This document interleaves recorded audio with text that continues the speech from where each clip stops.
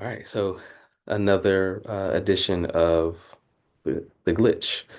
Um, so I want to get into building and creating, um, but more so leaning, I think, talking directly about building and some of the components that go along with that, especially if you're building out, I don't know, a brand or just you're trying to produce and stack and formulate this goal idea. And for me, like it's Black AI media, right? Like clearly. But thinking about building and creating, right? There's actually I had to do a little bit of research and looking into the differences between the two because I've heard them and I've personally even used them interchangeably and kind of synonymously, but they're not necessarily the same thing. So um, creating is more so related to kind of not necessarily making something out of nothing, but basically producing something from more of like an abstract idea versus building, which is pretty much the assembly and the joining of meaningful parts to create some type of structure where there is an end goal for it, whereas creating is more free flowing, as I understand it. So if we're working toward creating, or excuse me, building rather a brand or a podcast or uh, you know, a book, right? Like, um, there is like a primary driver and also an end result in mind and in sight. So there's steps, right? This thing has to lock with this piece has to connect with this, and then at the end of it, you have this final, usually physical uh, product, right? Whereas on the creative side, that might turn into a multitude of different things that, maybe your creativity or the imagination just kind of takes you, and then you end up with some awesome stuff. But like that was not necessarily the intent, and the steps and the pieces that were put together, it didn't necessarily target ended up there. You just look up and it's something amazing. And sometimes with creating things, we can't necessarily even explain how we got there. But with building it we can, right? What I want to, I think, lean into first with building is I shared a link on LinkedIn uh, that said that there are three types of people that you should be basically like aware of and conscious of whenever you're building something. And I'm knowing this from personal experience. You got people who are going to become aware of what you're doing and support it. You're going to have people who become aware of what you're doing and choose not to support it. And then you're going to have people who just aren't aware of what you're doing. So you got those three categories, right? Um, Aware of what you're doing, support it, aware of what you're doing, and not support it for whatever reason. Um, and, and then the people who just have not come across what you're building yet to make that decision for themselves. So keeping that in mind, regardless of where those people are, who they are. The first notion that I actually want to tackle is like the whole field of dreams thing, and I've gone through this a few times. Um, if you build it, they will come. And I don't want to be a contrarian or a pessimist, but the actuality of it all is if you build it, they might show up. A lot of that has to do with moving factors, right? Like the quality of whatever it is that you're doing, of course, but um, the accessibility, awareness, like are they actually, is it even on people's radar? Are people even scrolling and able to see it, or is it out in the world where somebody might come across it in space and time? So some of that stuff is not really it's not really on you. We can only control what we can control. But so yeah, that's another aspect of it. But I did want to give a few resources too, just even thinking about for me what's helped in terms of building. Because one thing that people always say, especially if you go to like and yeah, I'm gonna take a little bit of a shot right now, coaches and stuff like that. Um, I'm only taking shots at coaches because there's been a crazy uptick in just people offering coaching and supports and services and charging people a lot of money and stuff like that. And there are some amazing people who do that, but there are a lot of people who have kind of taken advantage, and I'll just leave it at that. But whenever it comes down to, really looking to build something out, um, there's definitely a target a lot of times on like the mindset, right? You need a mindset shift. You need to change your like yes, psychology plays a major role in a lot of this. Um, Especially if you're the first to do it or you don't really know what you're doing or you're not really sure how to navigate, which is the case in a lot of, I mean, even a lot of the success stories and stuff that I've heard, right, from listening to um, interviews or reading. Um, it just kind of that's just the nature of a lot of this. Like there's not always a blueprint, and when there is, it comes much later. And sometimes you've already done that thing, and then you're like, man, I wish I had that book back when I was stumbling in the dark. But so yeah, starting with the mindset because everybody's going to target that. But even in working through that, right, as you're gaining the mindset, like I'll be honest, for me, it wasn't a matter of like becoming mentally strong enough to be like, all right, I'm going to try this. Like, no, it's like you kind of have to do both things like at the same time, right? It's the idea of building the plane and flying it, you know, as you're doing that. So, or flying the plane as you build it, right? I think is the context. But how do you do that?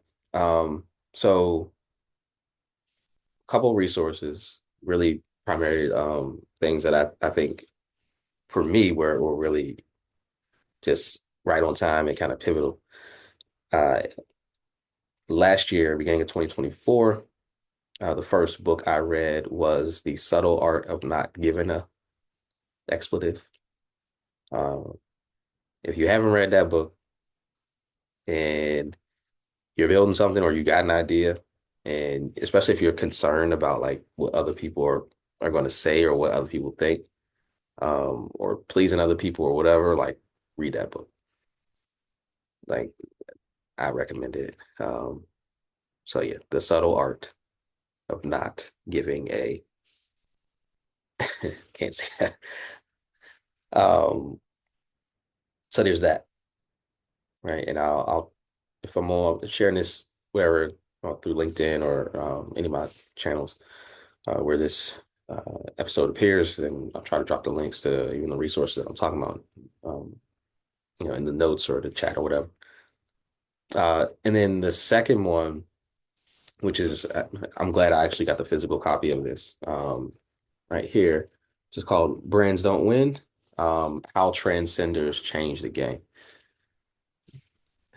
Man, like as somebody who like I'm not like a brander or like a branding and marketing specialist or anything like that, but like yes, this this book is great for multiple reasons.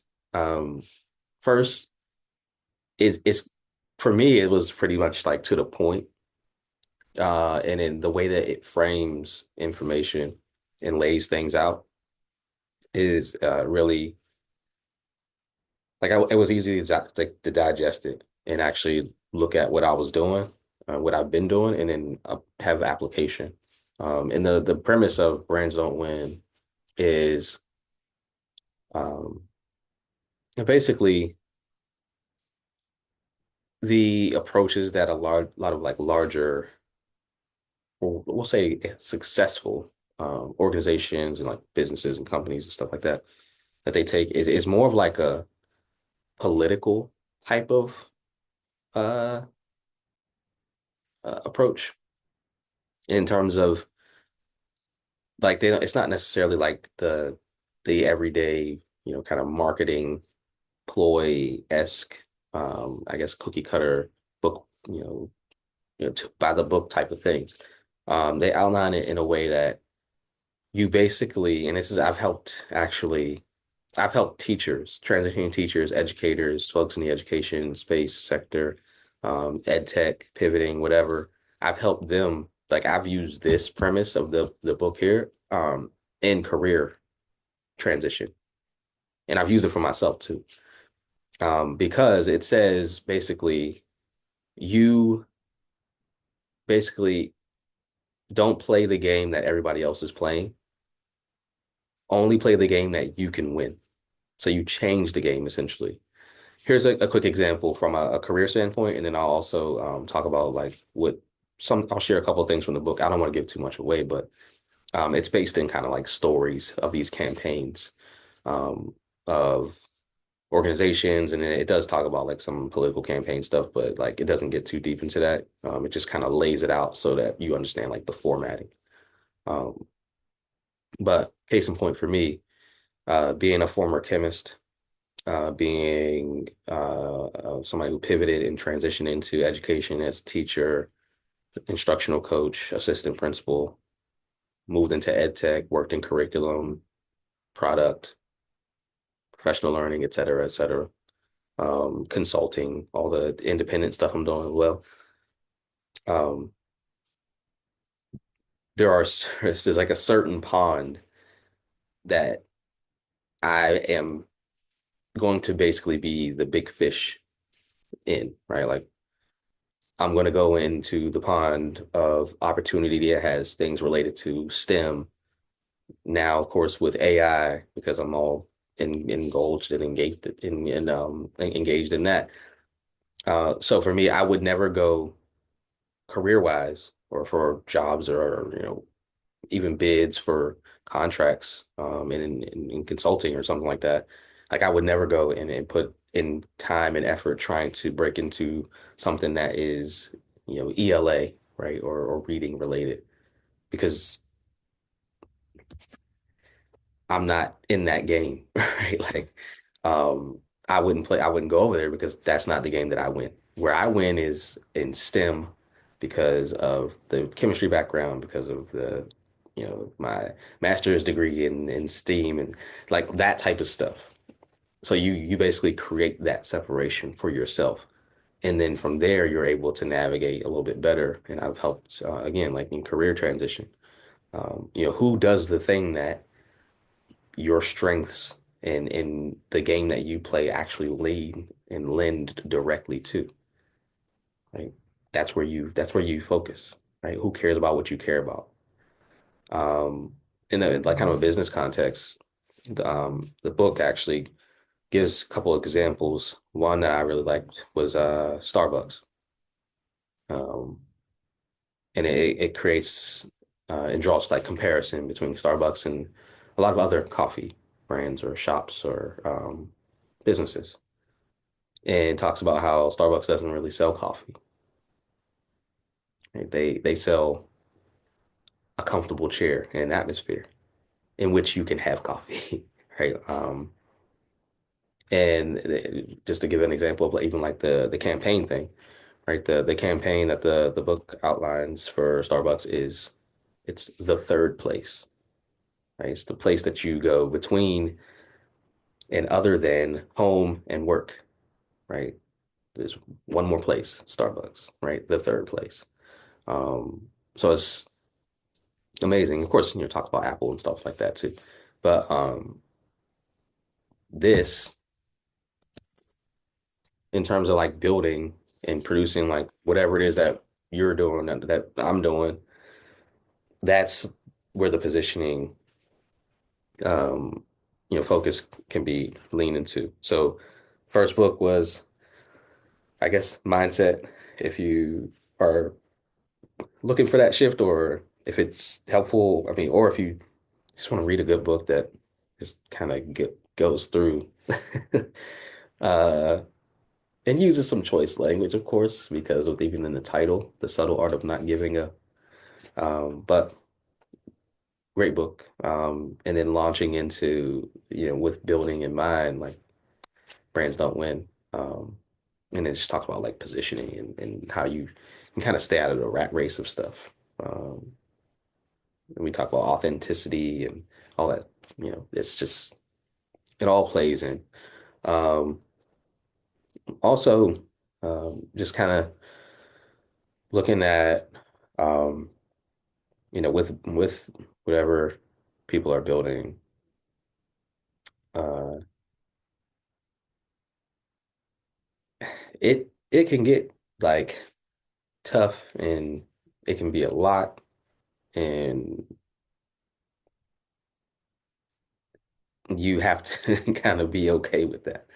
Like, and it's a continual effort. But like what I liked personally is being able to really tap into like the small wins and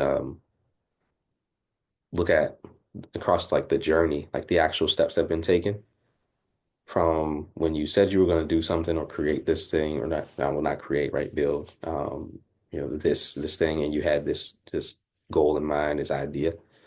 Um, I like to like try to take some time to like reflect and say, all right, well, where was I before? And then, consider like where you are now in comparison. And also like other people will give you some meaningful feedback, but also like necessary uplifting, like certain, it will be people that you might not even expect, or sometimes people you don't even know. That'll be like, hey, you're doing awesome. This is cool. Um, so it's okay to tap into that and use that as fuel too. But regardless of anything, um, I guess just really understanding like the point of what it is that we're doing and figuring out, you know, for the, I guess, whose benefit is it for?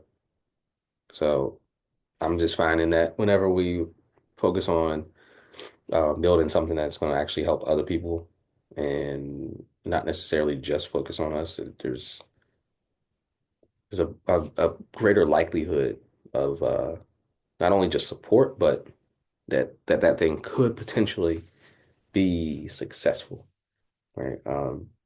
It's kind of like an analogy I like to use often is, the car that stopped by the side of the road. The likelihood of somebody, helping you or coming along and supporting and backing what you're doing. If you're just kind of sitting idle in the car, like, I'm stuck, it's kind of slim. But if you actually get out and start pushing, more than likely somebody will be like, "Oh man, that looks that looks tough. Let me pull over and help too." Next thing you know, you might have, four or five people helping you push. Um, so that sometimes that's a little bit of a difference too. But at the end of the day, uh, my main thing right now is continuing to push forward, consistency and not letting other people like deter and kind of throw salt or, make any wavering changes to what's going on. And that way that works is kind of anchoring into maybe a certain thing, a certain initiative, a certain component, or maybe two things. Like for Black AI Media, the Road to 100 is really important. So keeping that on track, but then also the I Am the Algorithm campaign, which is basically sharing um, Black history profiles of folks in tech, in AI, and in most cases, almost all cases, I think, as of right now, what's on the site. I mean, these are people that are still alive and, making contributions that are going to influence the future. So leaning into educating in that way, right, is where the transcender situation comes in and it helps to focus. So if you can think about like, well, what is that thing for you and what you're doing?